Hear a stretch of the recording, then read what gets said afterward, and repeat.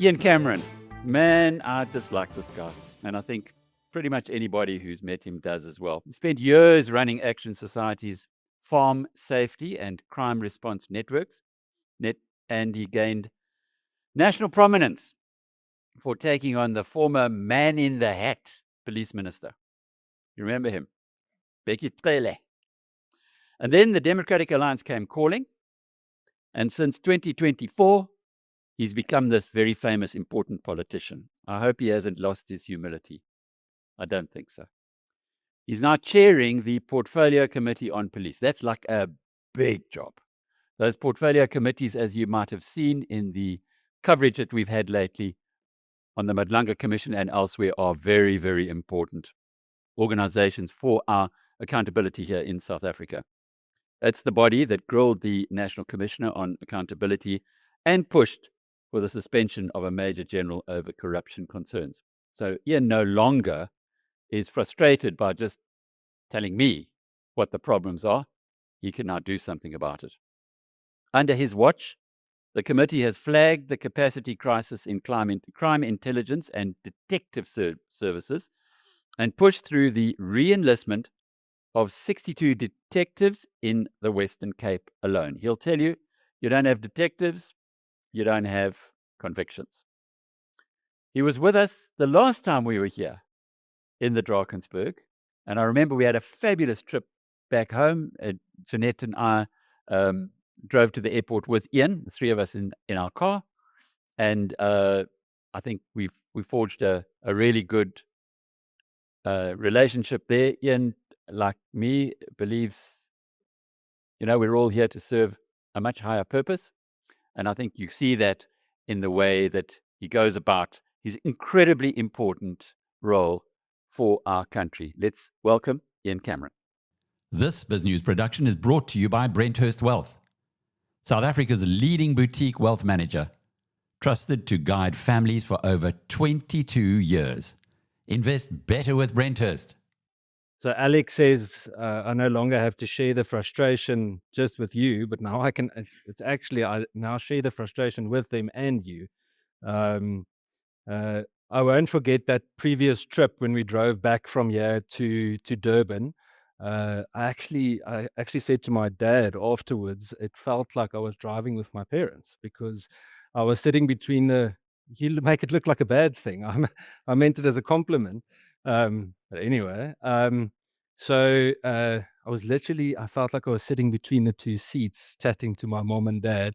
And yeah, it's good to learn from you and Jeanette, Alec. It's such a pleasure. I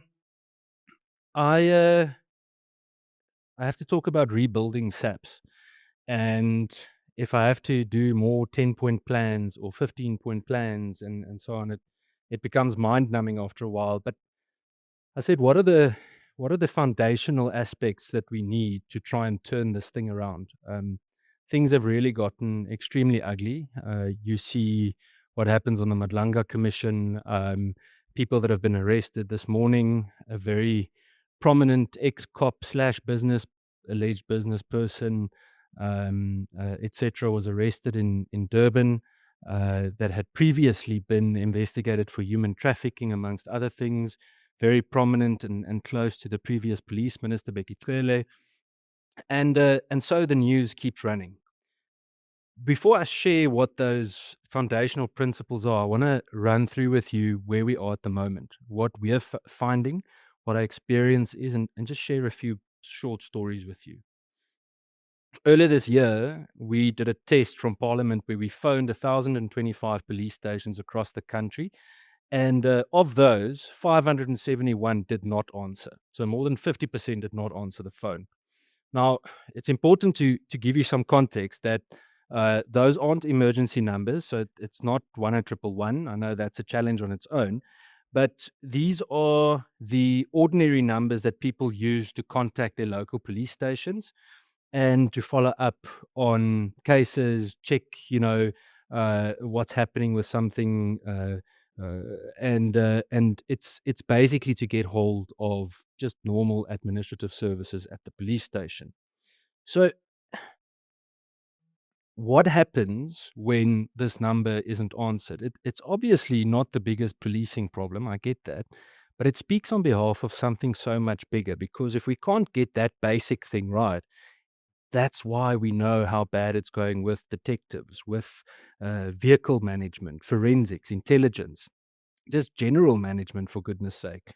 And that's why over the past 2 years, as chair of the police portfolio committee, I've really tried my best to visit as many police stations and ground level units as I possibly can. Now, obviously, my constituency is in Cape Town, so it would logically mean that I visit more of them in Cape Town. But we visited stations here in KZN, a lot in Gauteng. I've done Northwest, Free State, Northern Cape, every province actually so far. And a few examples was that, you know, or rather a few examples of how the mismatch is between national and local, was that many times SAPS management would tell us one thing, but when we visit the station, we find something totally, totally different. Few examples. Recently, I visited the Cape Town Flying Squad, and they had less than 40% vehicle strength. Um, Visited Nelson Mandela Bay Flying Squad. They have one double cab bucky. They call themselves the Dying Squad. Then there's the DNA backlog. At the moment, after a parliamentary question, we learned that there's a total of 298,000 DNA exhibits entries that are currently on hand, with 228,000 that are already beyond the prescribed processing period. So the backlog is over 300,000 cases, put simply, and it basically means the difference between potentially putting a rapist behind bars or not. Now, you can imagine in a country with a crisis like we do, with sexual offenses and violence against women and children, what a risk and threat this further poses to people. The story I always share, and I've actually shared it on a BizNews platform, was the story of Chantal Mokoena in Rocklands in the Eastern Cape. 4-year-old little girl, raped, mutilated, dumped in a pit toilet. And the perpetrator continued to do what he did because the DNA processing took almost 2 years for him to eventually be arrested and then prosecuted accordingly. Now, this is all happening while SAPS has a total of 722 brigadiers and generals, 578 brigadiers to be exact. We've got 123 major generals. We've got 20 lieutenant generals, and obviously the National Commissioner, which is the only so-called full general. The organization has a budget of about 127 billion rand per year, with more than 102 billion going on compensation. And I'm obviously not saying, Tattoo Rory, for example, I'm not saying we don't need generals and officers and people need to be paid. We get that. The question that we're asking is, are the right people in the right ranks, and are we getting return on investment? And at the moment, I think we all know what the answer is. Now, the problem becomes, and the challenge that I'm facing, is that accountability seems to become some kind of a conspiracy. If you touch certain things or start asking certain questions, the smear campaigns start. But luckily, and I've said this to Alec before, when certain people attack you, you know you're on the right track. So when someone of a certain nature criticizes you, then you should actually see it as encouragement to keep going. Now, over the past 2 years, I've raised questions regarding General Khan. You would have heard of him in the Madlanga Commission, Lieutenant General Mboto, General Tio, General Fani.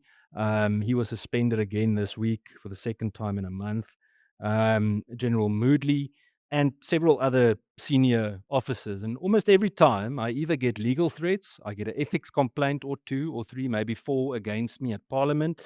And then a nice prominent smear campaign of some sort also starts. And I guess it comes with the territory, even though it doesn't feel that great during those times. Now, why do I mention these names? So Khan remains particularly relevant.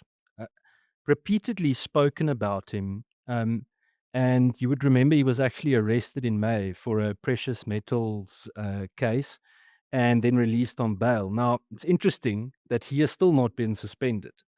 And, we're not saying that precautionary suspension is an admission of guilt or finding of guilt, but he's obviously, entitled to defend himself, and the evidence must ultimately determine the outcome. But suspension in circumstances involving senior police members, even more so in crime intelligence, such an official is actually protected by that suspension, and it also protects the institution. It allows due process to run its course, and it also ensures that the necessary authority of that office is not threatened in the same way. Now, earlier this year, we went further with these types of cases, and we actually exposed information concerning SAPS members that are involved in the taxi industry. In the Western Cape alone, we had 20 of them that were criminally charged for lying about owning taxis. In fact, one guy at Philippi even goes to work in his own taxi. And we had several others that have been dismissed. 20 were charged through the disciplinary regulations, and they are facing what they seem to need to face. But that's a national issue. Now, I reject the idea that asking hard questions like these somehow damages SAPS. Now, I mentioned this with regards to the Khan example and the suspension, or General Fani, and the taxis, because often I get the accusation that because you're zooming in on something, it's either factional or you are making the police look bad. We don't have the luxury of trying to do this to make friends. Then you're in the wrong industry. You need to get out. Something strange happens though as soon as it gets close to powerful institutions and people, because it's interesting. I had it again this morning in the police portfolio committee, because it's almost as though you immediately get accused of some kind of an agenda. Investigations are suddenly political. You'll see that certain political players are the ones that almost always make certain accusations. Whistleblowers are suddenly factional and don't enjoy the protection that they should. And eventually, the person asking the questions becomes the story rather than the substance of the actual question. And that's important. What I said there is that they try and remove the focus from the merit of what's being discussed, and they rather focus on the individual and try and tarnish that to get away from the relevant answers. Now, the Constitution requires Parliament to maintain oversight over the national executive and organs of state. And it does not say that oversight stops when the questions become uncomfortable, or that we are just to make friends, as I already said. Nor can oversight begin with a preferred conclusion. And if evidence clears an official, then you need to accept that. But if evidence points towards misconduct by a constable, major general, lieutenant general, the national commissioner, regardless of the rank, it can't be protected just because you're affiliated in the right way with the so-called right person. And this is where the foundations start that I want to run through with you about what do we need to do to fix this. The first foundation is integrity and leadership. The first is an integrity system that's backed by leadership that's stubborn enough to use it. And I literally mean stubborn. Harregat. Jy moet moeilik wees. Voet neersit. Lifestyle audit, security, vetting, integrity testing cannot remain box-ticking exercises. SAPS's own 2026 performance framework included that. But when we go look at the amount of people in the previous financial year that went through lifestyle audits, only 5 senior officers had lifestyle audits done. And you know as well as I do that that cannot give you an accurate picture of what is going on. We need leadership that's prepared to remove people who cannot or should not occupy positions of authority. And I don't mean arbitrary dismissals. It needs to be done within the framework of legislation and regulations. But if serious misconduct is proved, then fire the person. If somebody repeatedly demonstrates through a fair process they cannot perform the job, replace them. I need to be very frank. We need to start, frankly, to fire more and continue to fire. We need to decisively fire people. We need to stop moving the problem, because it's the same old perpetrators, whether criminal, disciplinary, or just plain useless, that just get moved from one position to another. And good police members would not only benefit from this, they would flourish because they would have an opportunity to do the job that they dream of doing every day. Then we need competence. And here I want to remove or refer back to General Khan again. The second foundation is proper skills, the structural audit beginning at the top. We have 722 brigadiers and generals, as I said, and we need to make sure that every single one of those has a measurable result for the position that they occupy. And then we need to test the incumbent against the specific job. Now, let me give you Khan's example. His career progression was really strange. He went from being a lieutenant colonel, from a captain directly to becoming a full colonel, skipping lieutenant colonel. He went straight from being a full colonel to becoming a major general, skipping the rank of brigadier. Now, you can imagine what that does to morale and how that actually cheapens this foundation of competence that we would like to build. If an officer is excellent, keep that person and use their expertise. If a post does not require a general, then change it. Don't use it just because it's the status quo. And if one structure duplicates the other, cut it, remove it.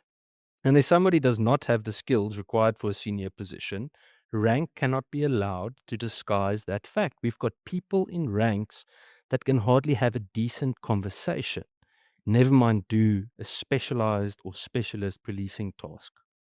The third foundation is intelligence-led policing and prosecution-guided investigations. Now, I've biz-newsed those terms up. At every biz news conference, we speak about this.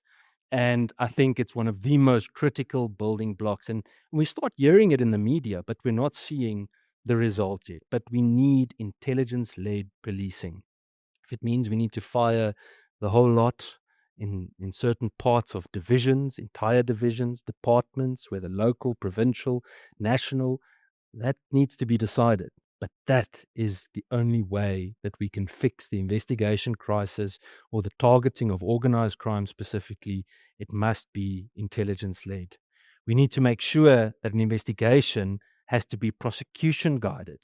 We cannot have this process where we have all of these arrests done, and as soon as it goes to court, it falls flat when it comes to prosecution. We need to make sure that a prosecutor and a detective have the same end goal. At the moment, the one tries to fill the court roll and the other one empties it. We look at DNA, ballistics, digital evidence, financial investigation. All of that belongs within this space of fixing intelligence-led policing and prosecution-led investigations. And DNA is just one example, but if we can fix that, it's literally the difference between putting child rapists and murderers behind bars or not. There are thousands upon thousands of perpetrators currently out there that just by processing that piece of DNA could be behind bars within a space of days or weeks. The fourth foundation is to share policing capability. Now, you would have heard Jordan say this yesterday about the city of Cape Town that's declared the intergovernmental dispute. Now, Minister Kachalia gave me a call afterwards, and his first words to me was, I'm not going to comment on your political posturing. And I laughed, and I think about it now, and I said, Minister, it's not posturing, it's reality. Whether you like it or not, we are going to get investigative powers on a local level to competent local and provincial authorities. We don't have a choice, because at the moment, there's less than a 5% prosecution or successful conviction rate for firearm-related gang offences in Cape Town alone, never mind the other places. 99% of murders are not solved. So we don't have a choice but to do this. We need to make sure that the SAPS amendment bill includes this.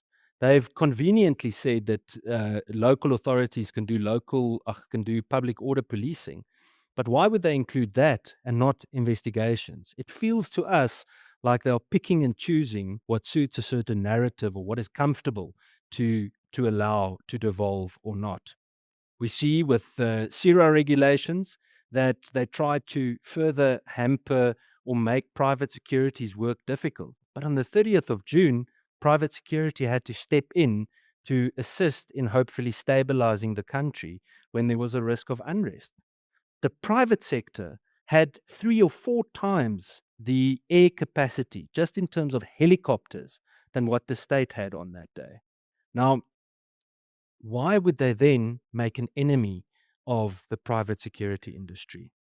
Look at firearms, the Firearm Control Amendment Bill, the fact that they still have people trying to push that ridiculous piece of legislation boggles my mind.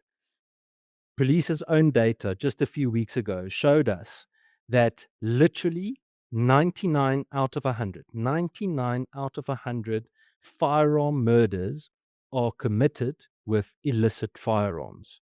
But we see that legislation attacks lawfully armed gun owners and not the bad guys. And so the list can go on. The last one, and then we're going to head to our discussion, is the rebuild from the front line and measure outcomes. This is the final foundation, and it's probably the least glamorous. Everything else we can add a bit of drama and a story, but it's where citizens will actually experience policing. We need functioning police stations, vehicles, detective caseloads, working communication, rape kits, functional IT, etc. But we also need to change what we measure. SAPS produces enormous amounts of information about activity, and I want much more information about the actual outcomes.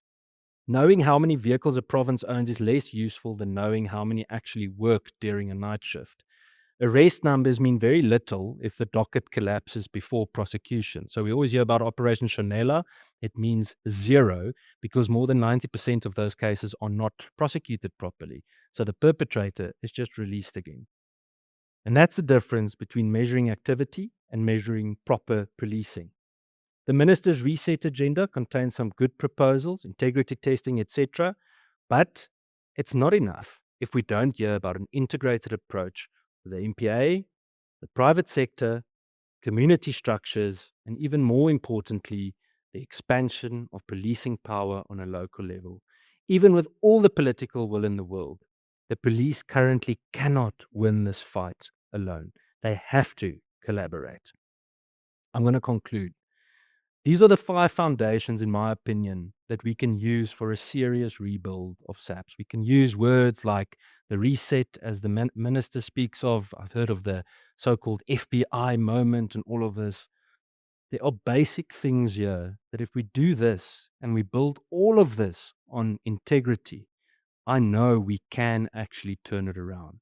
The question is, the people inside happy with the status quo? Or do they actually want to turn the tide? And I'm not convinced yet that there are enough people that actually want to turn the tide on the inside. If things don't change, then we're simply going to rearrange the same institution and give the strategy a new name. Every time we see that with every minister, every national commissioner. If nothing changes, nothing changes. I'm going to end up with those 5. And then we can chat about the rest. Thank you. This BizNews production is brought to you by Brenthurst Wealth. A Mauritian trust offers a powerful solution for global estate planning. Invest better with Brenthurst.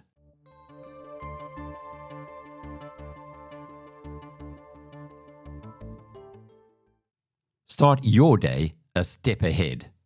BizNews Insider. It delivers the business stories that matter every morning straight to your inbox. Sharp, fast, and free. Subscribe now.